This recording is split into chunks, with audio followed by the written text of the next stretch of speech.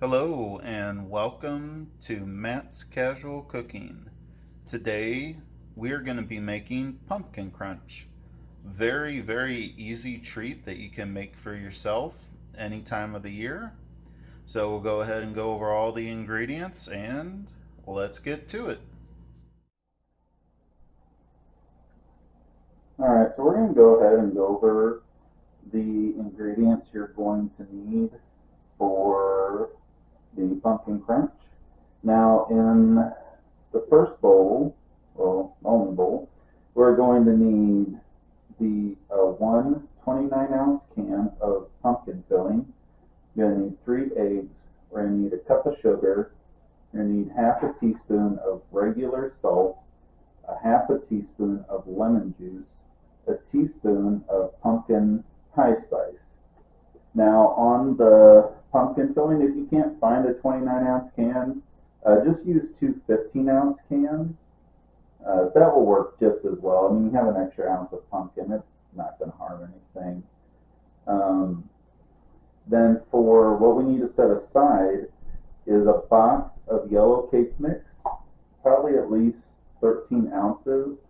Then you can go up to 18 ounces, and I'll talk about that once we actually put it on top. And you're also going to need 1 cup of chopped pecans. You're going to need 3/4 of a cup of melted butter, or 12 tablespoons. You're also just going to need Cool Whip. Now for the hardware, you're going to need a 9 by 13 inch pan, and you're going to want to make sure this is greased really well. I went ahead and greased it with butter. So what we're going to go over really quickly is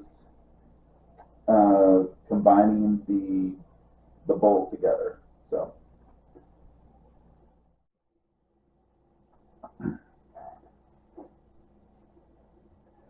alright, so we've got the pumpkin, sugar, eggs, salt, and juice and spice combined into our pan here. So just go ahead and take a mixture, and you just want to beat this together until it's kind of nice and smooth and everything is combined. So shouldn't take too long, and then we'll get to the pan and the rest of it.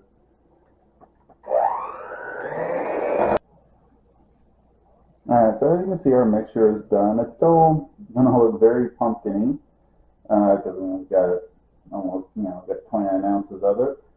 So go ahead, take it, and go ahead and put it into your pan. And what we're going to do is just spread it out. Make sure it just fills up every corner of your pan. Alright, so we have our pumpkin mixture spread out as evenly as we're going to get it into the pan. So what we want to do now is we want to take our yellow cake mixture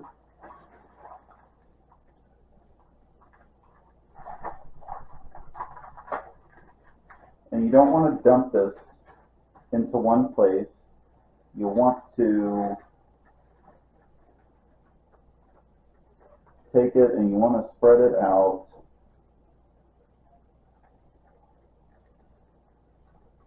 evenly.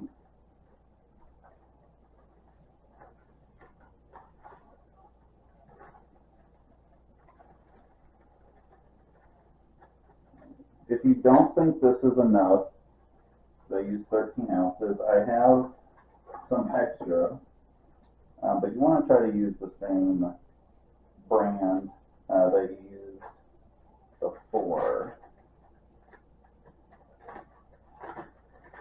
So this is just going to be a little bit yellow. Oh, before we do that, what you want to do is just take your hands, or you can take like a spatula.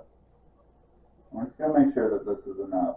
And we're not pushing it into the pumpkin mixture. You're just spreading it with your hand to cover the top.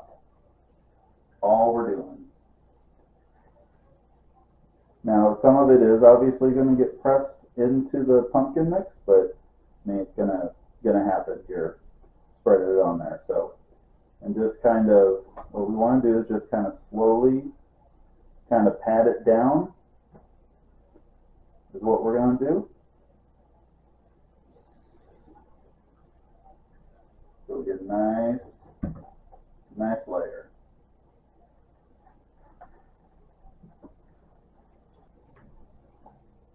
Alright, so as you can see, it's pretty well patted down with my hand. So what we want to do is we just want to take our chopped pecans and just, again, spread them evenly over the top.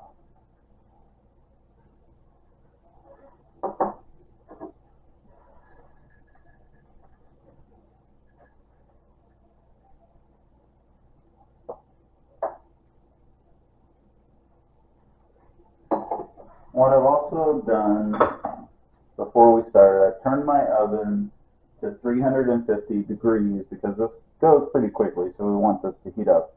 Now for your butter, cut it into the 12 tablespoons. So start heating this, and this will help it melt a little easier because we need to drizzle the melted butter on top of this. And what you want to do for the butter is you want to start it at about only 30 seconds. If it isn't completely melted, only start melting it at about 10-second intervals till everything is melted. You don't want to go for a full minute at once. And once that's done, we're going to drizzle it on top, and then we're going to put it into the oven. Alright, so we have our melted butter, and just kind of drizzle it. Make sure you get the whole, not going to necessarily get the whole area, but we want to just kind of get it spread out as much as humanly possible.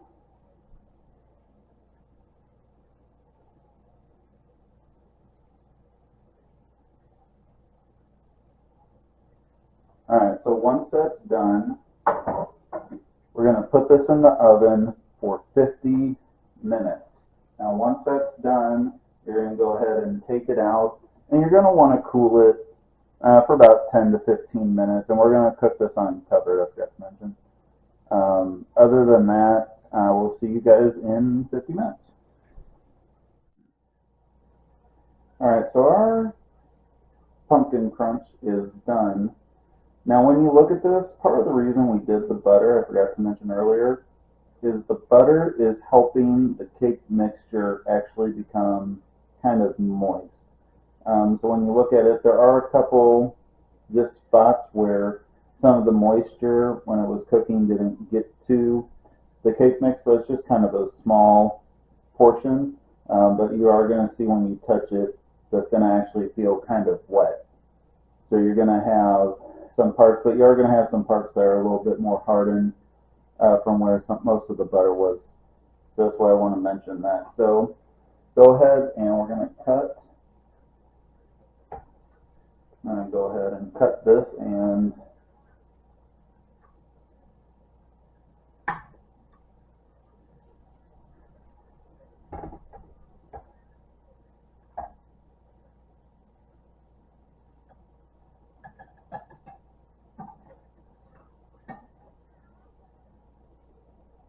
alright, so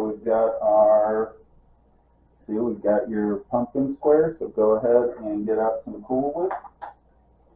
And you can either put it on the side to dip it in, or you can go ahead and put it on top and eat it that way. I'm going to go ahead and I like mine on the side and going to kind of dip it in there. So if you enjoyed making this recipe today, please like, subscribe, and hit the notification bell. And hey, have a good autumn and have a good rest of your day. Thank you for watching. Take care.